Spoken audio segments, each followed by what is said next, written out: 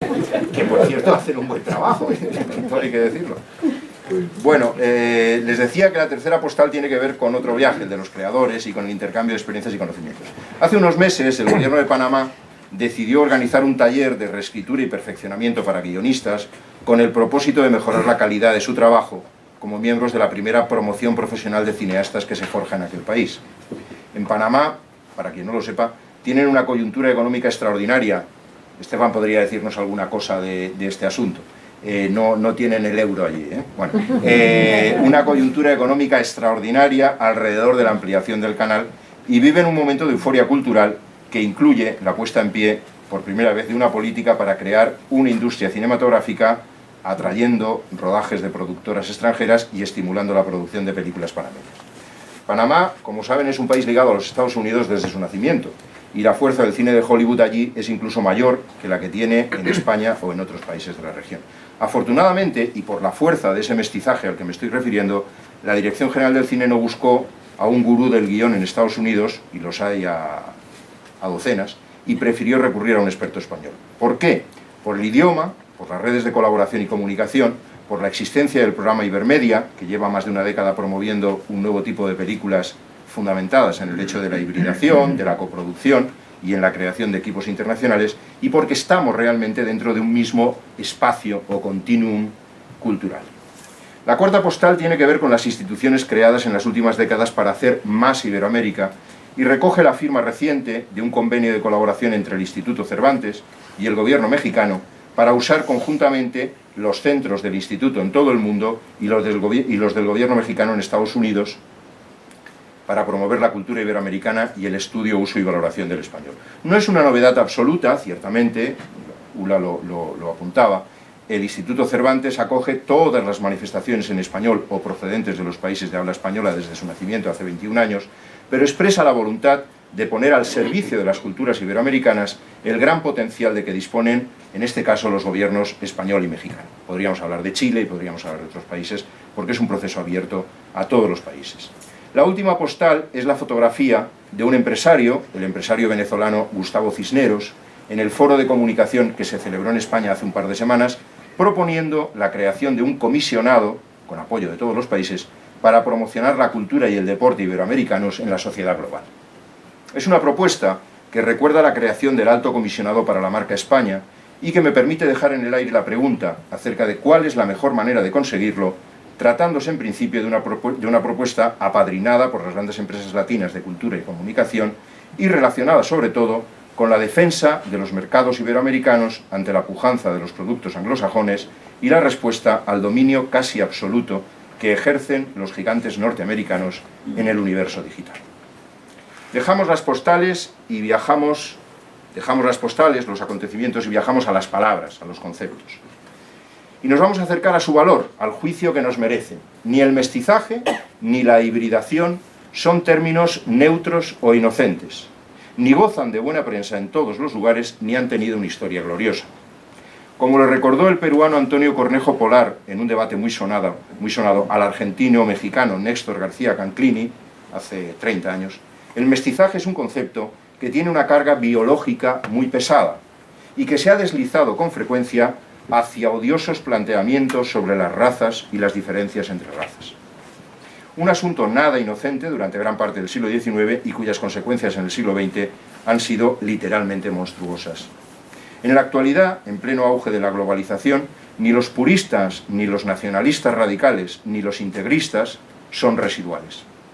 Como vemos en los países árabes, pero también en Europa, el número de los que se aferran a una idea exclusivista de la identidad no está en retroceso, ni menguan los proyectos o programas de segregación, de purificación nacional, religiosa, cultural, lingüística,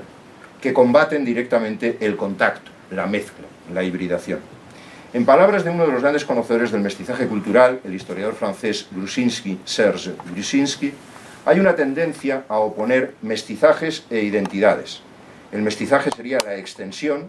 calculada o padecida, de la mundialización en el dominio cultural, mientras que la defensa de las identidades se dirigiría contra el nuevo Moloch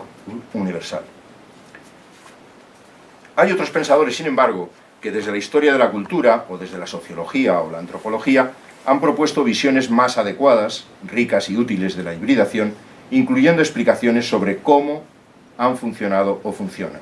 El mismo Brzezinski, por ejemplo, señala una tipología de los modos de contacto: el roce, la penetración, el ajuste no es nada erótico, tiene que ver con las culturas, y de los modos de difusión, la diseminación, la dispersión, y añade: la mejor definición de la relación entre mestizaje y aculturación se debe al mexicano Gonzalo Aguirre Beltrán. Los elementos opuestos de las culturas en contacto tienden a excluirse mutuamente, se enfrentan y se oponen unos a otros, pero al mismo tiempo tienden a penetrarse, a conjugarse, a identificarse. Algo de lo que nos dan dos ejemplos clarísimos con la medicina mestiza de México, producto de la colonización, y el sincretismo religioso del candomblé brasileño, resultado del contacto entre europeos, amerindios y africanos. Para Néstor García Canclini, cuya obra Culturas híbridas ha marcado un punto y aparte en el debate internacional sobre este fenómeno, la hibridación es un conjunto de procesos socioculturales en los que estructuras o prácticas discretas que existían en forma separada se combinan para generar nuevas estructuras, objetos y prácticas. A su vez, las estructuras discretas fueron resultado de hibridaciones. Es una manera de hablar muy de los años 90, diría yo, pero bueno, está bien expresado lo que quiere expresar. Ofrece muchos ejemplos, entre ellos uno muy claro, el del Spanglish, que como saben no está todo lo reconocido que podría llegar a estar o que llegará a estar, pero en fin, hay ya diccionarios, gramáticas, etcétera, y está claro que esa hibridación o fusión entre el español y el inglés se da entre un español e inglés, que son idiomas que proceden de otras hibridaciones anteriores, sin ninguna duda. Para García Canclini, la hibridación a veces ocurre de modo no planeado o en procesos migratorios, turísticos o de intercambio, pero a menudo surge de la creatividad individual y colectiva, no solo en las artes, sino en la vida cotidiana y en el desarrollo tecnológico. Destaca en este sentido cómo las fronteras entre países y las grandes ciudades son contextos que condicionan los formatos, los estilos y las contradicciones específicas de la hibridación.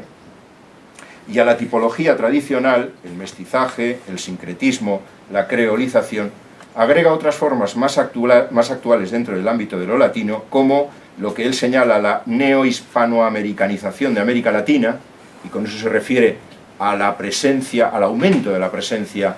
española y de los intereses españoles durante los años 80, 90, y diríamos que hasta la crisis que ahora nos afecta, y la fusión interamericana, la norteamericanización de los países latinoamericanos y la latinización de Estados Unidos. Palabras con muchas sílabas, estas que he venido utilizando hasta ahora. Bueno, por lo demás, la hibridación se hace más fácil y se multiplica cuando ya no depende de los tiempos largos del artesano y el erudito, sino de la habilidad para generar hipertextos y rápidas ediciones audiovisuales o electrónicas. Por último, para acabar con este apartado de las palabras, al historiador de la cultura británico Peter Barke, autor de un ensayo dedicado al hibridismo cultural, le resulta imposible no percibir la tendencia global a la hibridación, fijándose en el éxito del curry con patatas, que es el plato más popular en Gran Bretaña en estos momentos, las saunas Thai, de las que tenemos muchas aquí en Estocolmo, yo no he ido todavía a ninguna, debo decirlo, el catolicismo zen, que tiene sus seguidores, el kung fu nigeriano, del que a lo mejor los rastas de Ibapo nos pueden dar algo de información. Son del Congo. Ah, son del Congo. Entonces, ya me callo, ya no digo nada más. El Congo no lo tengo yo muy estudiado, Nigeria sí, pero el Congo no. Y las películas de Bollywood, las que se hacen en India, que como saben es el mayor productor de películas en cuanto a número del mundo. Barke considera que la cultura es aquello que engloba actitudes, mentalidades y valores, así como la forma en que estos se expresan o adquieren un significado simbólico al encarnarse en artefactos, prácticas y representaciones, a partir de lo cual considera que hay tres tipos de hibridismo relacionado precisamente con artefactos, prácticas y personas. El final del siglo XIX y el primer cuarto del siglo XX son, para este teórico, el momento en que se abre paso de manera decidida un pensamiento positivo sobre el mestizaje o el hibridismo cultural.